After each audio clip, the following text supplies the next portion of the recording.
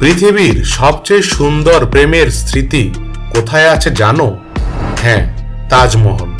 ভালোবাসার এক জীবন্ত নিদর্শন।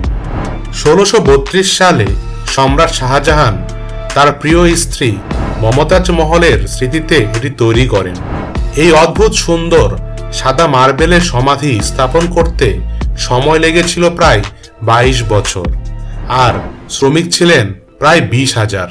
তাজমহলের গম্বুজ, মিনার আর জটিল কারুকাজগুলো এত নিখুঁত যে একে ভালোবাসার কবিতা বলা হয় পাথরের ভাষায়।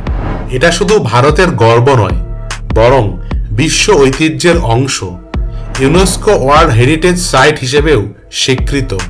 মজার বিষয় হলো, তাজমহলের রং দিনের আলো অনুযায়ী বদলে যায়।